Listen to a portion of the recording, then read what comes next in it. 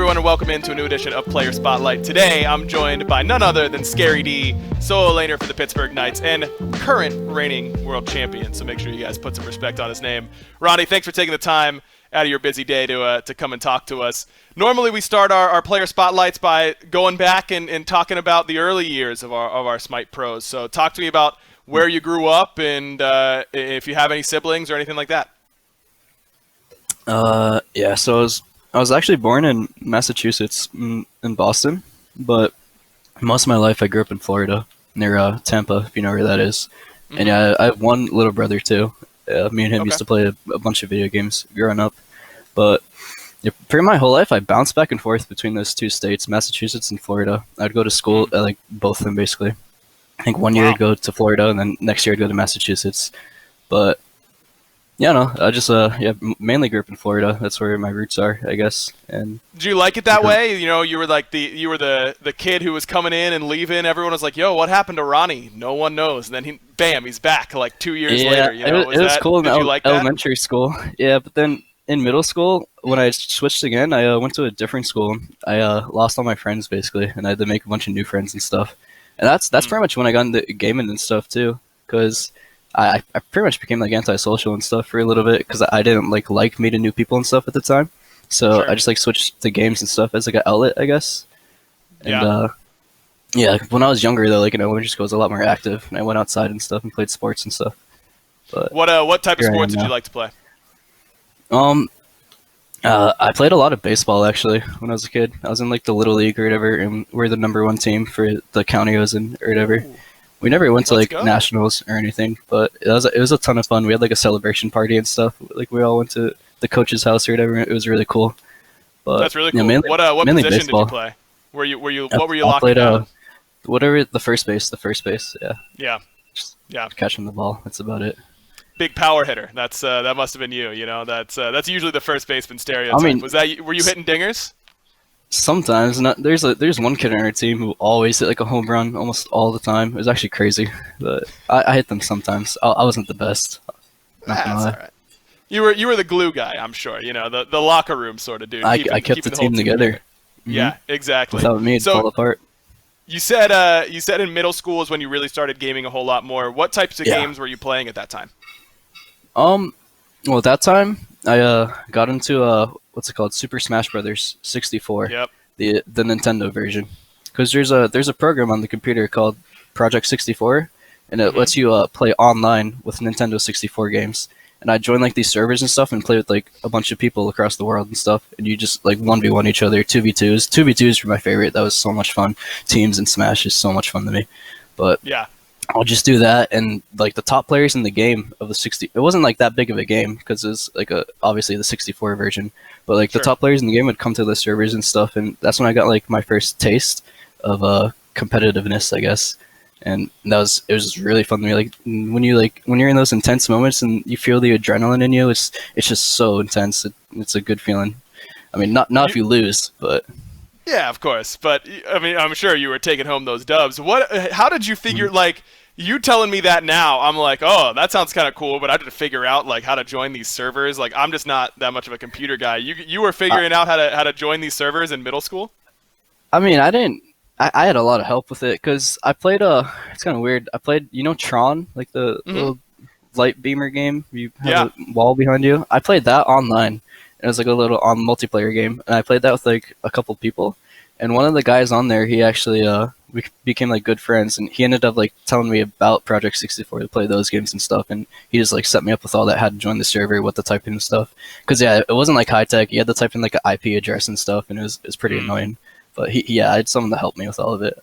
I was just a little kid. I would need that help like literally today, and I'm me too. Still, years old, so. Me too. Yeah, exactly. Were you smacking your little brother in Smash Brothers as well? Like, is that the type of game you guys play together, more party games? Well, he liked more of the shooter games and stuff, like Gears of War and Call of Duty. And in the beginning, I would smack him around, but give him like another 5 years, and 5 years later, he was smacking me around in like those shooter type games like Call of Duty, Gears of War and stuff. Gears of War is our favorite, but now he's playing like Fortnite and stuff, and he's really good at that game. But has he ever tried SMITE? Maybe there's a prodigy waiting to be found. No, he tried it. He just He's not that good. Not gonna lie. Lucky for everybody else, it sounds like, if he Lucky if he for can me. compete with Lucky you. for me. Yeah, exactly. Lucky for you. So so it sounds like your brother might have been a little bit more console oriented. Were you a little bit more into the PC gaming side? That's pretty much exactly it. Because when I was a kid, my dad would play games with me and stuff too, and he was a hard PC gamer. Like when PC games first came out, like ever. And Sure. the first game he ever showed me was Doom. Like the original one, Yep. it's like 8-bit and stuff. That was so much fun to me when I first played it. I was like 5 years old or whatever, and he just like let me hop on and play it. And Duke Nukem too. Duke Nukem was a really fun one. You ever heard of Serious Sam? Yeah, Serious Sam was dope. Serious Sam, that was one of my favorite games ever. Like the intro cinematic for it is so sick. You should check it out if you haven't seen it. It's so good. Yeah, just Dude, games like that. You were playing a lot of the old. I mean, you were playing what? Tron, Duke Nukem, 8-bit Doom. Like those you know, games you're are a so younger fun, guy, though. but Those are you were playing like the classics. It's because basically my dad got me into those. And Sure. without him, I wouldn't find them probably. But So how did you get, you're into middle school, that kind of stuff? Like, talk to me about the games that you really remember playing and putting a lot of time into besides Smash.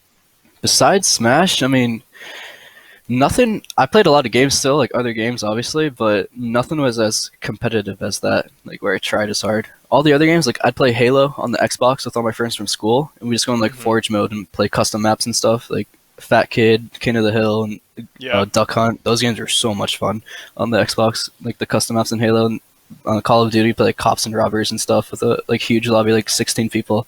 And those are like all the other games I played, basically just all the Xbox type games with your friends from school. But they were never that competitive. Like Smash is the only one where it's actually competitive for me.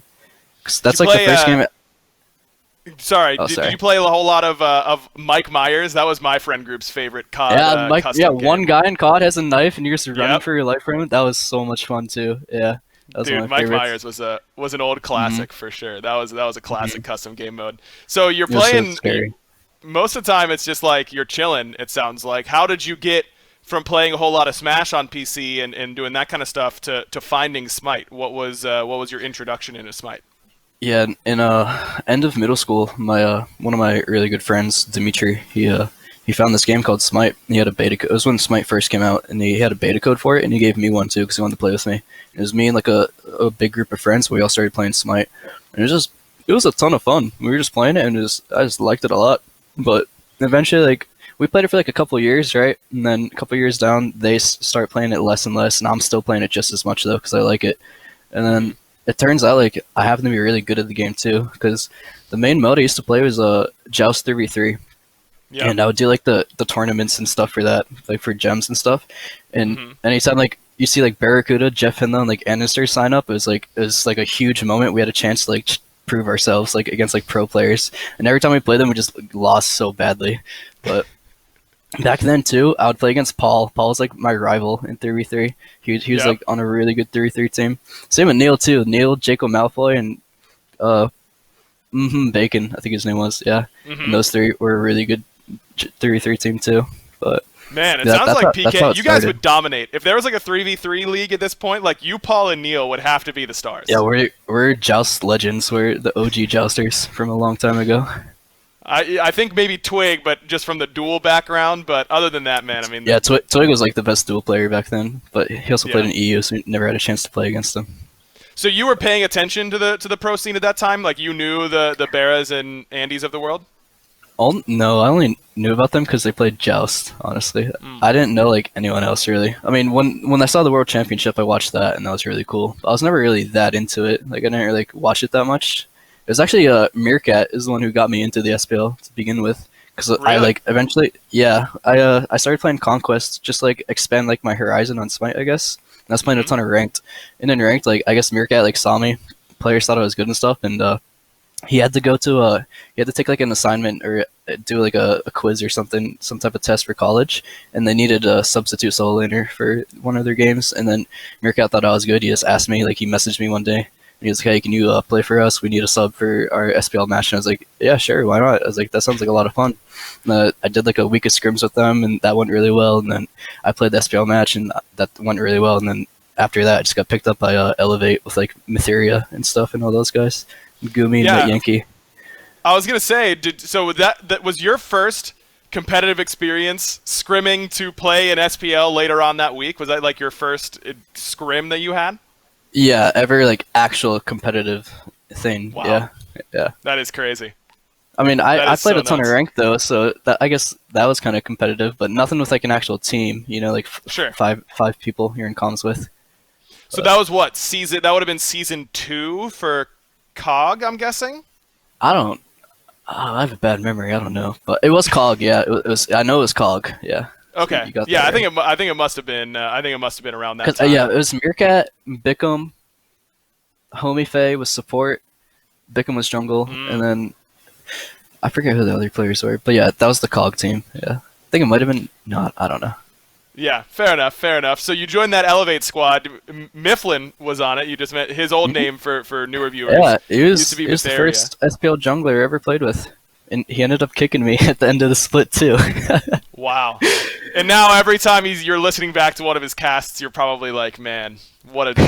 You know, like he's criticizing you on the cast. Cool. You're like, He's a cool guy. I mean, honestly, like when you get kicked in Smite, it either like kills you, or like you won't recover from it, or like it lights a fire underneath you. Like, oh, like you were doing something wrong, and you actually need to like fix your mistakes now and get better because you got kicked for a reason, right? Like, you don't get kicked for no reason.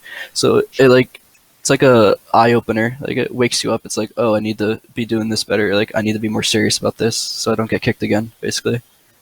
yeah, So you I were think it was on. beneficial. I mean, you were on a bunch of teams from a pretty young age. I mean, you said you were just kind of in the very beginning of high school. I remember that being a big Yeah. storyline for you, was that you were one of the younger players in the SPL. Did you find that Mhm. difficult to like balance, you know, early high school life, which is already pretty difficult, frankly, with starting to play a game professionally? Yeah, I mean, it was, I don't know, it wasn't that difficult because, I mean, in high school, I kind of just like did the homework, did the assignments, and that's about it. And the grades are still good for me, so it wasn't that hard for me. But Yeah. yeah, I didn't have time to really do any extracurricular activities or play sports or anything because all my extra free time did go to Smite. So yeah, basically, yeah, it wasn't that hard, but it was annoying. You could say that. But Sure. What did your parents think about it at this point, that you were starting to put this much time into it? um, well, my parents didn't really care, honestly. It was more so my grandparents. My grandparents were like my caretakers, basically, but they were not into it at first. They thought it was a really bad idea. Like they did not think it was going to work out or do anything for me. They thought I should be focusing on going to college and stuff. But Sure. after I went to my first LAN, they when they saw like the check and stuff, the money, you know, they're like, oh wow, I guess you can make a living doing this, huh? And they're like, yeah, go for it then. And now they're super supportive. They like watch all the games and stuff, and they always talk to me about it, and they're really excited for it. It's a cool shift, like the way it changed. That's super cool. I love hearing stories like that. What was your Mhm. first LAN? Do you remember? Oh, my first LAN. I think I might have been on Luminosity. I'm not sure. I don't remember That my very might be first right. LAN. Because you Yeah, were on Randozo's right before LG, right? You went from Randozo's yep. to LG. And And I don't let's be think I ever real, went to LAN. Randozo's weren't making a whole lot of lands back in those days. Yeah, Randos is such a fun team, though. I remember it was me, Mike, and Meerkat, and eventually Mike left. But there's one scrim where I wanted to try ADC because I thought Meerkat was like a better solo laner than me. So I was like, Meerkat, why don't you play solo and I'll play ADC? And he's like, you sure about this, man? And Mike's like, I don't think we should do this. And I'm like, no, let's just do it. Trust me. And we play like one game, one scrim, and I get soloed on the first wave by like Snoopy or something, whoever the other ADC is. And then Mike just stops talking for the rest of the scrim. Mike is just so mad at me. He's like, why are you playing ADC, man? He's like, just play solo. This is such a waste of time. He was so mad at me. He just didn't say a word for the rest of the scrim. And yeah, after that, I decided I was a solo laner, not an ADC player after that. Yeah, that's so funny that you tell that story, because I have heard that story from Mike and Meerkat's perspective so many times. And Mike was so tilted.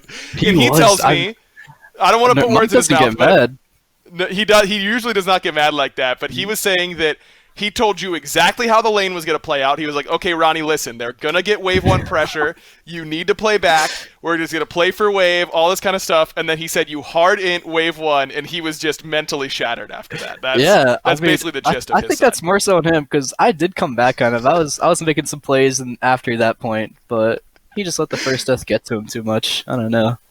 Soft mental, man. Nothing you can do about that. Yeah, soft mental by Mike back then. Back then, of course. Right. So Randozzo's, a huge part in many players' careers for Mike Meerkat and for you. For Randozzo's were kind of like this team for our newer viewers that was, it had a lot of talent, but was clearly never putting it together. Like, you guys would show up and just something would go horrifically wrong almost every single week. Yes, in the it's more SPL. like the training grounds. Like you go on that team, and then good players will come from that team, but the actual team itself will never rise. It's like players that we picked up from that team. It's like a garden. Yep. You pick a flower, and then it was exactly right. And you were plucked from the garden of the Randozzos to go on LG, a team with Bera and Jeff and all this sort of talent. Do you remember what that conversation was like when you got hit up? Do you remember what your reaction was? Yeah, the only reason I actually got on that team to begin with was because I played on the team previously for a short phase, which was with Jeff in the MLC Stealth, the Gars. I think we had, I don't know who our AGC player was, but this must have been way back in the day. It was right before I joined Randozzo's, because we weren't an SPL team. We were gonna just play in the Challenger Cup and go through that, and I think we were gonna play against Team Hopeful. I'm seeing it on. That's exactly what it was wiki. called. Yeah, it was me, Jeff, and the Gars, that's right. So this MLC was Stealth. when Snoopy was gonna support for Bera. Yep. Okay, so that's what happened. Yeah, it was you, Gars, MLC Stealth, Madman Mark, and Jeff. Madman Mark, yeah. That's where ADC was. I remember now. Yeah. Dude, I didn't even remember that team at all. That's crazy. Because that team must have... It lasted for a month, it says. Yeah, it was only a month. Because it was preseason. Because after that, I think Jeff Inla got offered a spot back on Luminosity, and then he left the team, and then MLC Stealth's like, oh, if Jeff's not playing, I'm not playing, and then it just all like fell apart from there. Sure. But yeah, then I joined the Randozzos, and then a couple months later, Jeff Inla was probably the main one who put my name in or whatever. They wanted to try me out for the solo lane because they were looking for a new solo laner. And then, I did tryouts with them, and Andy thought I was really sick, Boosh thought I was really sick, and they just all liked me. And it just happened to work really well, and that's how I got on that team. That must have been so exciting, man. I mean, those were those are like the biggest names in SMITE, like Boosh and Sir Jeff Hinla and Vera, all of them. And then I'm just like some new player playing with them. It's kind of those guys always find like the like hidden gems of solo laners, like Baskin, Meerkat, me, like Omega. Everyone's just so sick that plays with them. It's crazy. Aquarius too. Yeah, Aqua's a good one for sure. They've made a lot of solo laners look really good. What were the early days of LG like? I mean, was it kind of was it nerve-wracking to play with those guys, or did you feel like you fit in pretty well right away? I fit in pretty well right away because it was just a ton of fun. It wasn't like super serious because Andy's like a super troll guy and he's a ton of fun to joke around with. So it was just really comfortable playing with Andy when he was my jungler. And he just made it really easy for me. And we had like good synergy and stuff, and it was a ton of fun. So I'd say I fit in pretty well, pretty quickly. And you went from, a guy who, the solo laner on Randozzos, which, as you said, no one took super seriously as a team at that point, to now on a top seed in North America. Did you feel that change in expectations? Did you feel any pressure to perform better after that? No, honestly, there's never been any pressure outside of like myself. Like the like audience's perspective and their opinion doesn't matter at all to me. But I have like a certain standard of play that I want to reach. So if I'm not reaching that, I'll be like really hard on myself, and I'll really like look at my mistakes and stuff and try to grow from that. But yeah, outside of myself, there's no pressure really. But I put a ton of pressure on myself, so all the pressure does come from me to begin with. So. I want to fast forward a little bit to that Season 3 Worlds run that you had with that LG team that everyone was kind of expecting you guys to fizzle out at placements. You guys do really well there. You get to Worlds. You're playing red hot. You in particular, I think, are a huge part of that, and everyone thinks about your AMA play, of course. What was that process like for you? Do you remember that stretch of games? Yeah, honestly, it was crazy. It's hard to explain, but it's like, it was the first time I ever got into the zone, if you know what that is at all. Like, yeah. I don't even know how to explain it. It's so weird because like I was playing the game, but I literally was like not even thinking about what I'm gonna do. I just did it and it was perfect. It was like what I had to do, but it just happened so naturally. You know what I mean? It was just weird. Yeah. Like when all that pressure's on you, like you're in the world stage, and then for some reason I just started performing like the best I've ever played before. It's just weird. I don't know how it happened, but something possessed me. I don't know. And then Mask was playing really well too, and Xenotronics too. But the whole team, yeah, no doubt we were about so it. close. We were so close to winning Worlds that year. It's kind of crazy. Yep. Very, very close. Very, very close. Just a few things go a little bit differently for you guys that year, and it's a whole different trajectory for everybody, I feel like. Everyone, in the SPL. Yeah, whole SPL changes, no doubt. Everyone then, you kind of bounce around a little bit. Trifecta, SSG, like those teams that you played on, and then you settle on last year's SK roster. Then everyone is kind of talking about how you guys are inconsistent. You kind of inherited the title of an inconsistent player at times. Did you feel like that was a fair label, and for not only for you but for your team? Yes and no. Sometimes I don't know, because I think previously I have been pretty inconsistent in some of the past seasons, but I think this season I've definitely been really consistent this entire year. Like when I look back at my games and stuff. But yeah, I don't know, because if I watch back my games, every single one, I'll always see something I did wrong. There's never like a game where I played perfect. It doesn't exist. It's impossible. Like I think, but sure. Yeah, no, I wouldn't say it's unfair because I mean, obviously, you look at the stand-ins. We're 7th seed, so it's hard to say we weren't inconsistent because obviously we did lose a lot of games. But if you watch the games that we lost, it was always in our hands. Like we had a big lead over these other teams, all the top teams and stuff, and we always ended up just like we're really bad like the team fighting stage and stuff when all your players have to mesh together. We're good at like the lane-in phase and stuff and making like random plays around the map. But when it came to the actual 5 versus 5 where all 5 players need to be in the same page, we found like a lack of synergy there until like Worlds time came around when it really mattered. That's when it actually like started to click for us. But I was gonna say, you must have felt like you guys were all in that zone that you were just talking about in season 3. Yeah, did you feel like you re-entered that zone? Yeah, basically like that Worlds, I told my whole team and everyone else, like, if we made it past the first round and beat Splice, I was pretty confident we were just going to win the entire World Championship if we could beat Splice, because that's all we needed, like, to spark us, and we did that. And then even, like, when we were down 2 games against Renegades, which is the current space station right now, we were down 0-2, I still, like, was completely confident that we could come back and win, and we ended up doing that. It was a reverse 3-0 sweep, and then That was the hardest I've ever played in my life, though, because that set was really intense. It was such a long set. It was long. Every game was long in that set. Yeah, 5 all of them, games too. They're all intense. Mm-hmm. Yep. It was so much fun to watch. And you must have been like, you get to finals, the whole team must have been overflowing with confidence after reverse sweeping a team as good as Renegades. After that, we knew we were going to win Worlds, basically. Like, the level we were playing at, we just kind of knew at that point. And then you keep getting Achilles game after Achilles game after Achilles game. Were you like, were you mad almost? Were you like, give me some respect here? I mean, no, if they're going to give it to me, I'll play it 100%.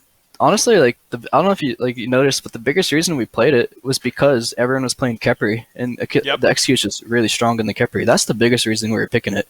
And also, I'm just really comfortable on that god too, I guess. So it's a really nice pick for me. But yeah, I was kind of surprised that they didn't either A, pick it, or B, ban it away. Because obviously that's all I was playing. So, I mean, I feel like you should just maybe see what else I can play, right? Like, maybe that's the only thing that would work for me. Although there was like game 3, I think, when we were down 0-2 against the Renegades, or the current space station. I actually said I didn't want to play Achilles that game. I just played Ama, and we won that game. But then the games after that, I played Achilles again. But that was I don't know. It's weird. Back to the old signature for Ama. When you're in the zone on Ama, feels like a pretty good pick for you, for sure. Ama's such a fun god. She's so powerful and clean. Yeah, not a lot of solo laners feel like she's fun. I'm glad that you do. I think she's fun to play, but I don't really play that much solo. So. I mean, I think she's kind of annoying to play against because she's so fast. Her movement speed is really annoying. You can never really lock her down. She has a really good dash for escape, and her ultimate is such a long CC immunity and stuns you and slows you at the same time too. But yeah, I think she's really fun. That ult is. I agree. I agree. That ult is something else, man. What was it like? I mean, you got so close in season 3. That was probably your first taste at like a really big stage. You got so close but didn't quite get there. To then, at your next big opportunity, be able to convert and actually win the World Championships. Did it feel as good as you expected it to feel? Better? Or what did it feel like? Um, yeah, definitely better. Like I never knew what to expect, like how it would feel until I actually won it. And yeah, I don't know, probably the best feeling in my life, honestly, because all that adrenaline, all the hype, like everything you work towards the entire year, my whole career technically. Because when you're playing Smite, your goal is to win worlds, right, as a professional Yeah. player. And so all of those years before when I played too, it finally pays off in this moment. It's like you go over that hump, and then it's yeah, you feel good. I don't know. What was your grandparents' reaction whenever you won Worlds? They were crying. Like they're like they FaceTime me after and stuff, and they're really like shocked and happy for me. And when I came home, they gave me like the biggest hug ever. They're just so excited and stuff. It's a really good experience. It's cool to see all that. That's so awesome, man. And you guys have really turned up the Jets as of late here towards the back end of Season 7. I think a lot of your fans are hoping you guys can catch fire in the same way this year. Does it feel similar at all this year to last year? It does. It does feel a lot similar. I don't know why. I think it's like our players specifically. Like me, for example, I know I'm definitely like I go off momentum. I'm a momentum-based player. Like if our Sure. team's winning a lot, I'll start playing much better, a lot better when we have the momentum going. It's like a snowball effect. Like one snowball falls down, then the whole avalanche starts falling. That's like how our team is basically. But Yeah. I think Zapman too and Paul, like they play really well on land. All of us, we're all just. It's when it comes like on land. I don't know why, but it just seems like we play better when we're in the studio in person and stuff. That's another thing for this year. It's a lot different because we're not in the studio with all seeing each other. Like you can't look over it like your teammates and stuff, and there's not as much synergy. I feel like, and it's not as hype because you're not like out of the house. Because you wake Sure. up and it's the same thing every day. Like you wake up in the same place like you eat food and sleep is where you also play your SPL matches. But I like it a lot better inside the studio. But it's just Yeah. different this year for sure. Definitely. I think a lot of teams are struggling with that sort of thing. Yeah. Real yeah, quick before everyone. we go, I like to ask, obviously you're in the middle of a fantastic SPL career, certainly no end in sight for a player like you, but have you given any thought to what's going to come for you after Smite's done, or have you given any thought to what you want to do long term? I mean, the plan before always was just to go to college after I'm done with Smite, but now I'm not sure how long it's gonna last, right? So honestly, because I'm right now I'm just saving up a bunch of money basically, and I plan to use that money to generate more money somehow, just invest it in some way or look at other opportunities. I can use the money to like pay for training, for example, or something. But Sure. no long term goals. Like I have a bunch of fitness goals, but that's outside of Smite and stuff, and not really a career option yet. I don't think. But yeah, I don't know. I'm just basically riding with the flow right now for the most part.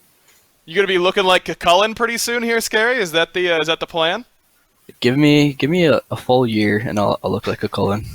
Honestly, give me a full year. Looking forward to it, man. Always great to get a chance to talk to you. Love talking to you. Got any shout outs before we let you go? No. I mean, shout out to the Pittsburgh Knights. They're a great sponsor. Shout out to my teammates. They're great people. Shout out to my girlfriend. Shout out to my parents. Shout out to my grandparents. Shout out to you. Shout out to the casters. Let's go. I haven't gotten a shout out yet during one of these. Best episode of Player Spotlight yet, man. Best episode of Player Spotlight yet, because I got a shout out. Thanks, Scary, for the time. Always love talking to you. Thanks everyone watching at home. Make sure you give this one a thumbs up for getting a shout out from ScaryD. He already said it. You just missed it. The shout outs to all the viewers. You missed it. Yeah, you missed it. That's on you. Yeah, come on, guys. You gotta stay on top of it. Make sure you let us know down in the comments below who you want to see on the next episode of Player Spotlight.